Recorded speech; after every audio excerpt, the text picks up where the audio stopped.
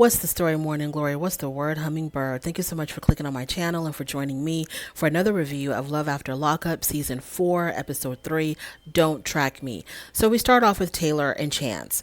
So Chance says in his confessional that he wants to make a change in his life. He doesn't want to be running the streets, committing crimes, in and out of prison. He is done with that. He's through with that. And he wants to start being a more responsible, productive citizen. Taylor tells us in her confessional that she is really looking forward to having help with her children because she's been a single parent for so long that it's going to be nice to finally have like a co-parent with her in her house. So they get to the house and Chance meets Taylor's twin sister, Bobby. Bobby and Chance don't see it for each other at all because Bobby thinks that Taylor, her sister, should not be dating an ex-convict. And Chance believes that he wants the house to be completely for him and for Taylor and the three girls. He doesn't want anyone else in the home interfering with them. Now, Bobby and Taylor are twin sisters.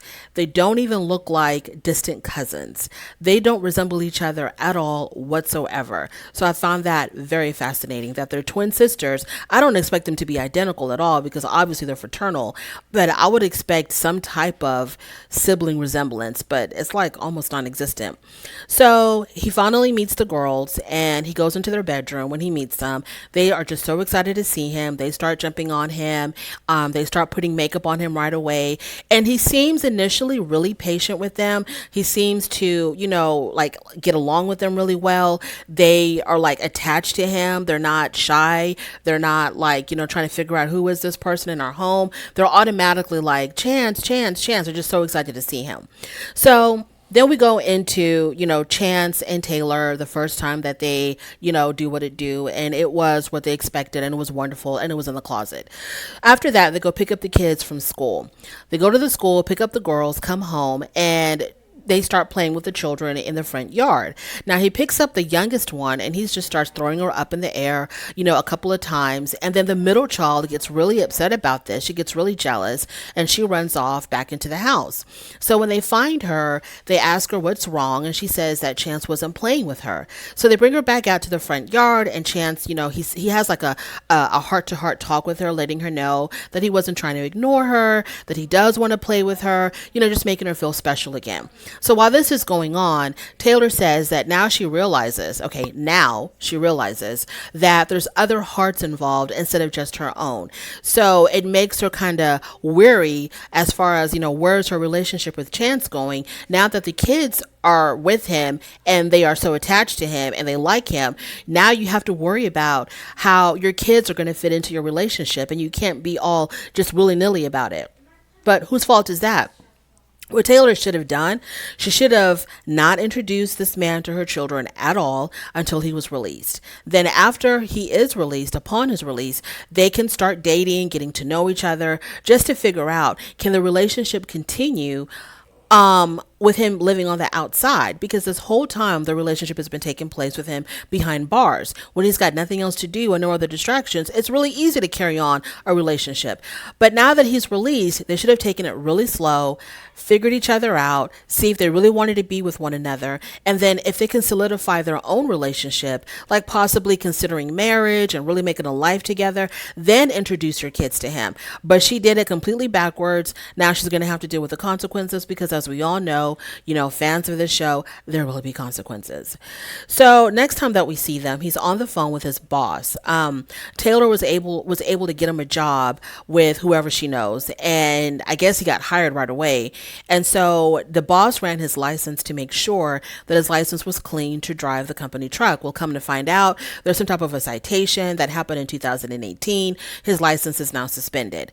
And so he's trying to figure out, how can I get a citation from 2018 when I was locked up from 2013 to 2021? Like, how does that happen? So he gets really frustrated. He takes his frustration out on Taylor, and then Taylor's trying to figure out, am I going to be able to live with a man who can get so angry so quickly over something so small and that could most likely be fixed? Well, we don't know. You don't know because you didn't take the time to get to know him first.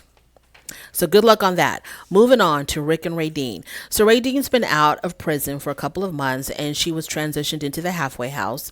And I guess she cannot have any visitors or any type of company because Rick tells us that he's going to go see her for the very first time, even though she's been out for 2 months.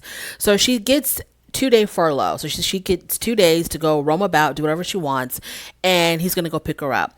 When we meet her for the first time, she seemed kind of blasé. I don't know if she seemed that excited to see him. She gave him a hug. She really wasn't trying to be all touchy-feely with him. And then I saw her teeth. Now, I don't want to be disrespectful, but I don't know how I cannot talk about it. Her teeth are really jacked up, and I'm wondering if it's because of the drugs. Now, I've heard of something called meth mouth, where if you are a meth user, it really messes up your teeth. So I'm wondering if that's what's going on, but hopefully with the money from the show, she can get that taken care of. So, and another thing, she looks a little bit older than her 29 years. She's had a hard life. She's done some hard living. And she's been doing this hard living for a very long time. She tells us that she first got in trouble when she was about, I think she said 16 years old, when she attacked her brother and got arrested for domestic violence on a family member because she slapped her brother and then she was trying to break a broom to beat him with it. So, yeah, she's a ball of sunshine. So he's going to pick her up and then he's going to take her to go see her parents. So on the way to the parents' house, she reaches inside of her pants and pulls out a cell phone and then immediately starts talking on it. And I was like, what the hell's going on here? Evidently, at the halfway house, they're not allowed to have cell phones. So she was hiding her cell phone in the front of her pants. And then she just pulls it out like a clown pulling out a fake bouquet of flowers. She gets on the phone and she's talking to somebody named Kay. Well, Kay is her girlfriend who was still locked up. And evidently, they have like a serious thing going on.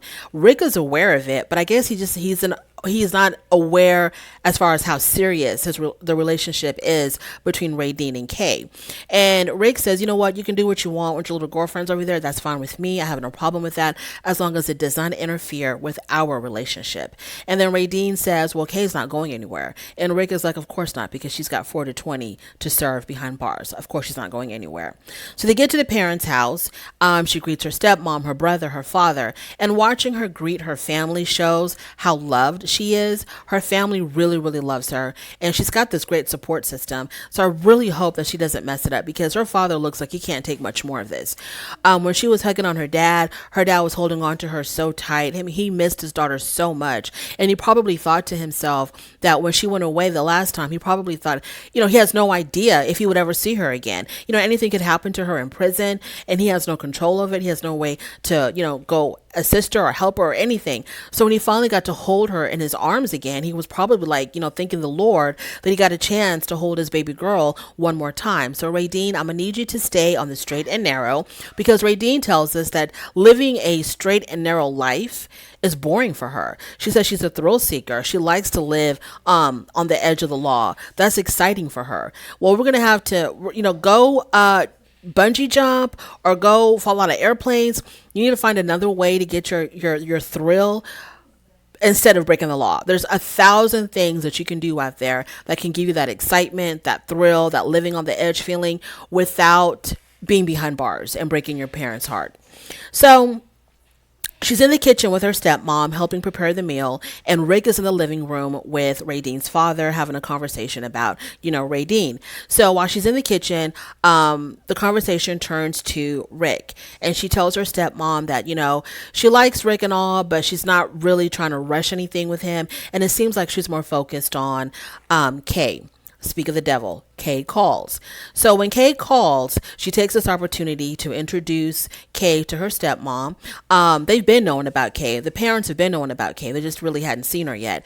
So she introduces Ray to her stepmom, and then she just prances on into the living room with her phone with the video call of Kay on it. And she goes up to her dad and she's like, Dad, this is Kay. I really want you to meet Kay. And she introduces her dad to Kay.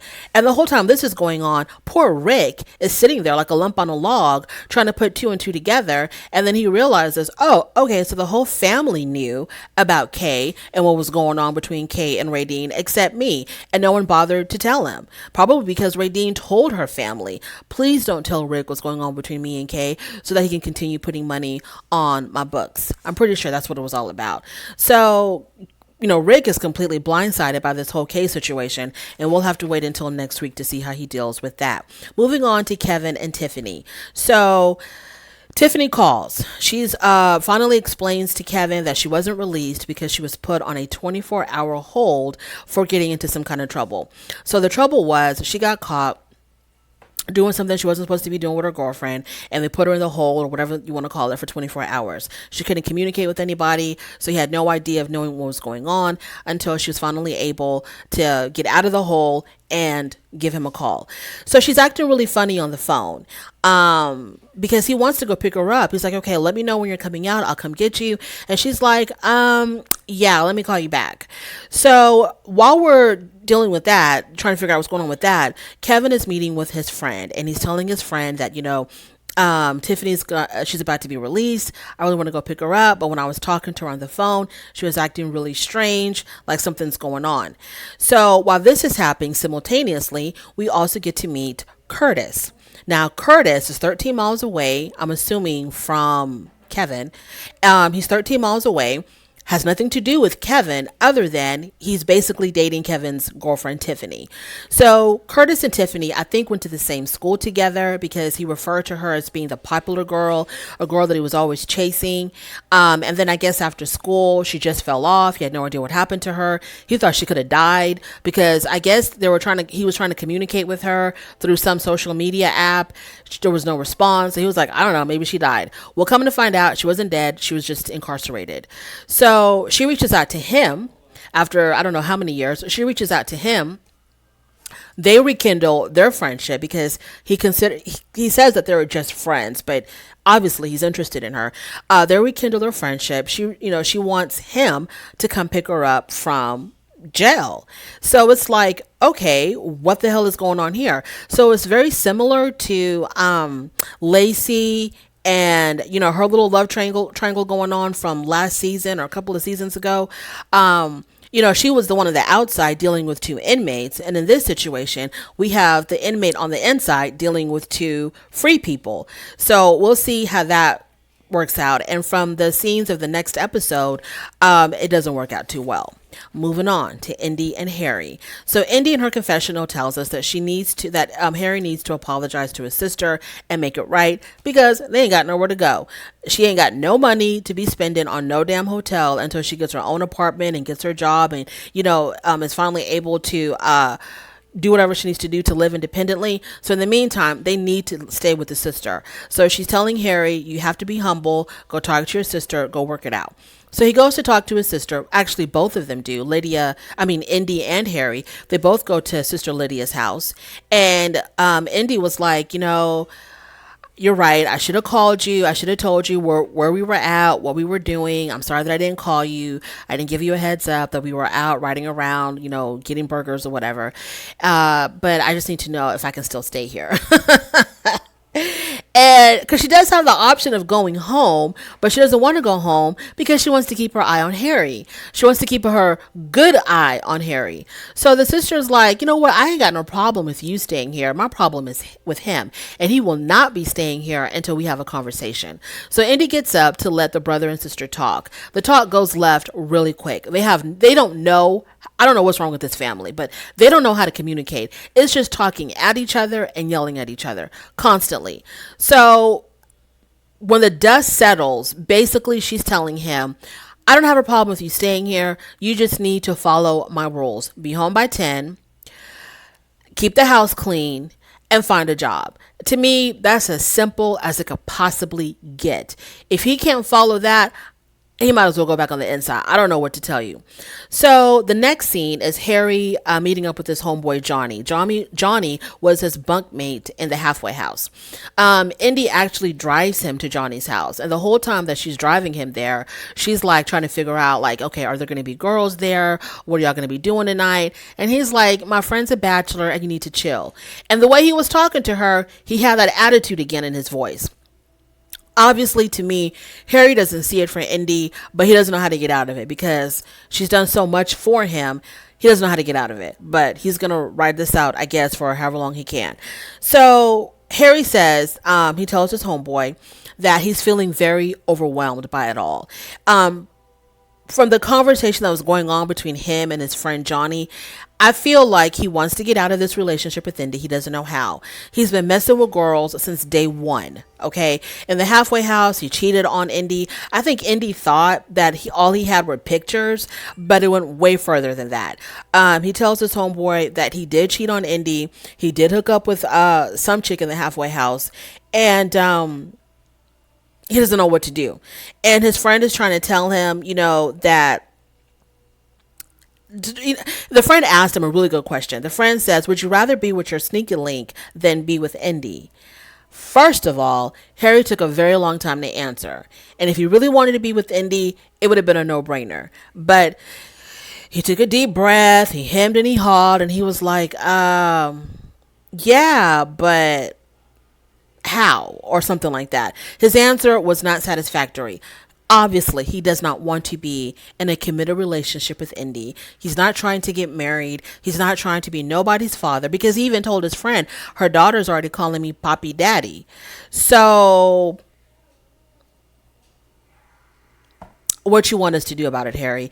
Either you're going to man up, let the woman know, look, I'm not feeling this. This ain't for me. This don't feel right. I'm really sorry. I'll pay you back the money that you spent on me, but I'm a bounce. You can't string her along because, anyways, whatever. He'll have to deal with her mother later. Moving on to Lacey and Antoine. So Lacey's the one that was introduced to Antoine by his mother, because she was friends with Antoine's mother for a while. And the mother introduced Lacey to her son, who's incarcerated. But now it seems like the mom regrets doing that and really doesn't want Lacey to be with her son. So Lacey and the mother, her name is Christy, are going to be meeting for dinner. They get to the restaurant, and already when we first see Christy in this scene, she's already sloshed. Okay, I don't know how many vodkas with lemons she had, but she was already dazed and confused. So Christy sits down, and she can tell that the woman's already drunk. And she tells us in her confessional that when she first met Christy, she was not a drinker. But somewhere along the way, she began drinking. And as time went on, she began drinking more and more and more. And Christy says that it probably has a lot to do with her son being in prison. So they're sitting there talking, and Lacey thinks that, she can have a good life with Antoine. She's telling Christy that when Antoine gets out, we're going to do this, we're going to do that. Everything's going to be wonderful. Christy, Antoine's own mother, tries to tell Lacey, I don't think my son is the one for you. My son is a criminal. He's a hardened criminal. He has a lot of issues, has a lot of problems. She even says this about her own son. She says, I don't trust him as far as I can throw his bitch ass. That is what she said about her own son. And I know she's drunk, and I know that her language is a little bit coarse and her delivery is a little bit off, but I think the message is correct. But the message is not hidden. Lacey don't give a damn about none of that. She wants to be with Antoine. Nothing's going to change her mind. And she thinks that the only reason that Christy doesn't want her to be with her son is because Christy is afraid Lacey's going to take her son away. I don't think Christy gives a damn about that. The prison system took her son away. So I don't think she's concerned about Lacey taking her son away from her. Her son's already gone. She just knows what her son's all about because she gave birth to this person and knows him in and out. And she's just trying to warn her good friend, look, this might not be what you want. But Lacey, of course, doesn't listen to that. And we'll see how the hilarity will ensue with that couple. Moving on to Kayla and Martell. So after enjoying each other in the hotel, I guess they gave each other both thumbs up. Everything went well with that in that department. She's on his way. She's going to be dropping him off at the halfway house, which is about 5 to 6 hours away. I think they're in Mississippi and they have to drive to Atlanta. So the plan was that they were also going to stop by his mother's house as well, but that didn't work out. So they're going to end up meeting the mom somewhere near the halfway house. So as they're driving to the halfway house, y'all, Martell's phone is blowing up. I don't know. I guess he called one person and that one person gave his number out to everybody else, because it seemed like his phone was blowing up on the whole way there. Just call after call after call after call of all his friends, family, everybody trying to reconnect with him because he was gone for 13 years. So most of the calls, or I think all of them really, he was talking to them on speakerphone. But then when it came to a call from someone named Tay, he didn't put it on speakerphone. And so Kayla was like, put the phone on speakerphone. Put the phone on speakerphone. I know you hear me talking to you. Put the phone on speakerphone. And he was like, I don't need to do that. And he didn't. I don't know how you're going to tell a hardened criminal who's been locked up behind bars for 13 years, gave his life to the prison system, was told what to do, when to do, where to do it, and how to do it. I don't know, Kayla, how you're going to be able to tell him what to do now that he's free and can live his own life, make his own decisions. So she tries to tell him, put it on speakerphone, put it on speakerphone. He was like, I ain't putting a damn thing on speakerphone. He continues talking to this person named Kay. So then she suggests that they should put iPhone trackers on their phones or some type of a app so they can know where the other one's at all times. And he's like, I've been tracked for the past 13 years by the judicial system, by the prison system. I'm not about to get tracked on the outside. So no, we're not doing that. And she's like, oh, yes, we are. And he's like, yeah, I don't think so. He says, for you to put a tracker on my phone, it shows me that you don't trust me. So he's going to do that whole F-boy thing where you want to gaslight the woman and making her feel crazy for wanting to do something to, feel more reassured that you're not up to no good, especially since you just got out of prison and you can be going back in a heartbeat. So he was like, well, it just shows that you don't trust me. So I guess to prove that she trusts him, she has to do without the tracking app. So they get to the mom and the niece are waiting for him, and they're near the halfway house, but not quite there yet. And so they have to do their whole meet and greet outside. And so he hugs his mom and his niece. The mom brought him his favorite meal, which was seafood Alfredo. Whatever. The mother tells us that, she knows that she says that her son has told her that he does love Kayla, and she knows that Kayla loves her son. Okay, but that's prison love. Prison love don't really count. It might show that you're somewhat committed to someone if y'all can keep a relationship going for 13 years. But prison love is not real love because one person can't really live their life the way they want to. So they're, of course, they're going to be dedicated to you. And sometimes they're not even dedicated to you behind bars, but whatever. So, Kayla says that 13 years is a lot of time to invest in someone, and she is not going to let anyone interfere with her relationship, including the guy that she was messing with while Martell was incarcerated. And of course, we end with the obligatory scene or confessional where the prisoner, Martell, says, there's a lot she don't know about me. We know, Martell. We know. That is my review for Love After Lockup. Thank you so much for joining me. If you made it this far, I really do appreciate it. Go ahead and rate the video. Thumbs up, thumbs down, whatever makes you happy. Drop a comment if you want. And thank you so much for sticking it through. And if you can, go ahead and hit the subscribe button. And I'll talk to you later.